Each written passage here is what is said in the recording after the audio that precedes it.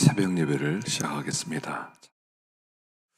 오늘도 참 좋은 날입니다. 오늘도 주님과 동행하실 때 하나님이 길을 열어주시고 또 동행하시는 가운데 우리의 환경과 조건을 새롭게 하여 주실 것을 믿습니다.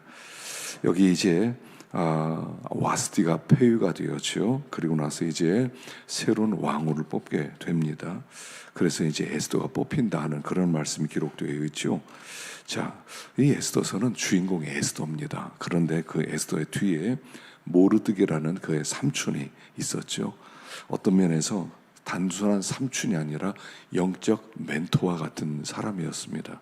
그래서 자기의 딸처럼 기르면서 영적으로 그 애를 여러 가지 모양으로 그의 지시를 해주기도 하고 또 그의 상담도 해주면서 그가 믿음으로 잘 자랄 수 있도록 도와주고, 그래서 이 에스더서는 모르드게와 에스더의 합작품이다 이렇게 볼 수가 있죠. 그래서 항상 멘토가 필요합니다. 영적인 멘토. 신앙생활은요 혼자 하는 게 아니에요. 항상 멘토가 같이 있어야 돼요. 영적으로 같이 의논하고 영적으로 기도하고 또 항상 영적으로 믿음으로 나아가게 될 때 더 좋은 하나님의 뜻을 이루게 된다 하는 것입니다. 그래서 에스더에게는 모르드게가 영적인 멘토 역할로서 또 동역자 역할로서 하나님의 뜻을 이루었다는 것을 볼 수가 있습니다. 자, 그런데 여기 이제 전국에서 그 왕후를 뽑기 위해서 예쁜 여자들을 다 고릅니다. 하여간 127도에서 아름다운 여자를 뽑았으니 얼마나 많은 여자들이 모여들었겠습니까? 한 임무한다 하는 사람들 다 모여들게 됩니다. 그런데 이게 어떻게 에스더가 그 왕후가 될 수 있었냐는 것입니다. 여기 보면 에스더를 본 사람들은 다 사랑을 해요. 9절에 헤게라고 하는 궁녀를 주관하는 사람도 이 처녀를 좋게 여겨 은혜를 베풀었다. 또 15절에는 보는 자마다 보는 자에게 사랑을 받더라. 17절에도 왕도 모든 여자보다 에스더를 더 사랑했다. 하여간 에스더를 보는 사람들은 다 사랑스럽게 봐줘요. 하여간 수많은 사람들 중에서 탁월하게 튀어났다는 것입니다. 어떻게 그럴 수 있었냐는 겁니다. 물론 그가 예뻤겠지요. 전국에서 예쁜 여자를 다 모여들었으니까. 그런데 인물로서는 그렇게 사랑을 받지 못했을 거예요. 그가 믿음이 있는 사람이었다는 거예요. 그 믿음이 있는 사람은 드러나게 되거든요. 믿음이 있는 사람은 살아계신 하나님을 믿기 때문에 그의 삶이 다른 사람들과 가치관도 다르고 세계관도 다르다는 거죠. 그러니까 그 하는 모든 일들이 사람들에게 사랑을 받을 수밖에 없어요. 믿음으로 사는 사람처럼 아름다운 사람이 없어요. 인물이 물론 좋다. 그런데도요, 믿음이 없고 보면 세상적 사고방식을 갖고 있잖아요. 아주 썩은 냄새가 납니다. 인물은 괜찮은데요, 썩은 냄새 나는 사람이 한둘이 아니에요. 그러니까 예쁘기만 하는 게 아니라 그 믿음이 있었기 때문에 보는 사람들이 볼 때 사랑스러웠다는 거예요. 그의 삶 속에 그 믿음이 배어 있었다는 거죠. 우리가 이게 좀 있어야 됩니다. 배어든 게 있어야 돼요. 믿음이 있는 사람이 직장에 가면 직장에서 사랑을 받게 돼 있어요. 상업자에게 사랑을 받게 돼 있어요. 하여간 믿음으로 나가면, 믿음이 뭐겠어요? 섬기는 거거든요. 희생하는 거거든요. 남들이 싫어하는 일을 앞장서서 하는 거거든요. 하나님이 계시기 때문에 하나님 앞에서 사는 삶이니까 그 하나님 앞에서 조심스럽게 행하면 그렇게 아름답지 않겠어요? 그러니까 모든 사람이 보는 사람마다 사랑스러운 거예요. 표정이 밝고 또 사람들을 위로하고 또 하는 행동이나 이런 모든 것들이 앞장서서 하니까 사랑을 받았다는 거죠. 그래서 에스더가 믿음 있는 사람이었다는 것을 알 수 있어요. 그러나 더 중요한 것은 여기 보니까요, 왕이 많은 사람들 중에서 와스티를 대신해서 왕으로 삼았다는 것은, 그것은 하나님의 특별한 은혜여야 된다는 거죠. 그러니까 지금 이 에스더 이야기는요, 사실 성도 이야기예요. 우리들 이야기예요. 수많은 여자 중에 하나를 뽑은 것처럼 수많은 사람들 중에 하나를 뽑아서 너는 내 것이다. 내가 너를 내 손바닥에 새겼다. 너는 내 자녀다. 내 상속자다. 내 아들이다. 이거는요, 모든 사람이 받는 은혜는 아니라는 거예요. 특별한 은혜. 에서가 왕으로 뽑힌 것처럼 우리는 그렇게 하나님께 뽑힌 하나님의 자녀다 하는 것을 이야기하는 거죠. 그래서 우리가 하나님께 얼마나 큰 은혜를 입었는지, 얼마나 큰 사랑을 받았는지, 그 특별한 자리에 있다는 것을 기억해야 된다는 것입니다. 그래서 에스더 이야기는 오늘 우리들의 이야기라는 거예요. 우리 같은 여기 고아 아닙니까? 에스더는 사실 고아예요. 그의 배경이나 그의 친척이나 별로 없어요. 모르드게밖에 없어요. 그냥 자기 수양 딸처럼 길렀단 말입니다.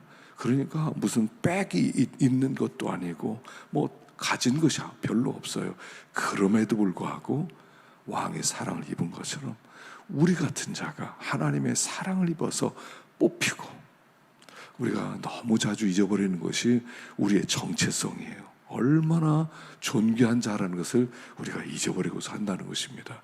우리는 에서와 같이 이렇게 존귀한 자라는 거, 우리가 이것을 기억하면서 믿음으로 살아갈 때 하나님은 우리 같은 자를 통해서 함께 우리를 통해서 하나님의 역사를 이루어 가실 것이다 하는 것입니다. 그 다음에 2년이 지났습니다. 그럼에도 불구하고 3절에 보니까 그 유대인들이 그를 죽이려고 그 애를 썼다는 거예요. 2년이 지났는데, 2년이 지났으면 웬만한 문제는요 잊어버립니다. 사람들은요 자기들 문제 때문에 2년 전 정도에 있었던 사건 다 잊혀지게 되어 있습니다. 근데 2년이 지난 다음에도 사람들이 그를 죽이려고 했던 것은 이것이 영적인 문제였다는 것을 얘기하죠. 자, 어떤 영적인 문제였습니까? 그 9장 19절입니다. 오직 자기들의 종교와 또는 예수라는 이가 죽은 것을 살아있다고 바울이 주장하는 그 일에 관한 문제로 고발하려는 것뿐이다. 바울이 왜 이렇게 2년 동안 고생을 하고 유대인들을 죽이려고 하고 그러냐면 바울이 이거 한 가지 때문에 그래요. 죽은 바울이라는 사람이, 예수라는 사람이 죽었다가 3일 만에 살아있다는 거예요. 그걸 주장하기 때문에 유대인들이 이 바울을 죽이려고 하고 그가 이렇게 고생을 했다는 겁니다. 그 진리 하나 때문에, 예수가 죽었다가 살아났다는 부활 진리 때문에. 자, 이 복음의 핵심은요 예수 그리스도의 부활이라는 거예요. 주님은 지금도 살아계시다는 거예요. 그래서 그분은 우리의 구세주라는 거예요. 이게 목숨 걸고 지켜야 되는, 그가 그렇게 위험을 무릅쓰고도 그렇게 전하려고 했던 복음의 내용이었다는 거예요. 예수의 부활, 그가 지금도 살아있다는 거예요. 우리가 예수를 믿는다 그럴 때는 예수의 십자가와 부활입니다. 그가 살아계시다는 거예요. 그가 모든 것을, 이 땅을 통치하는 왕이시라는 거죠. 포기할 수 없는 진리라는 거죠. 모든 사람들이 알아야 되는 진리가 바로 부활이라는 거예요. 오늘 우리가 다시 한번 이 부활을 붙들었으면 좋겠습니다. 예수님이 살아나셨다는 것은 지금도 살아계시는 분이고 하나님 보좌 우편에서 이 땅을 통치하는 분이고 언제든지 우리에게 찾아오셔서 우리를 구원하시고 도우시는 분이라는 것을 믿는 거예요.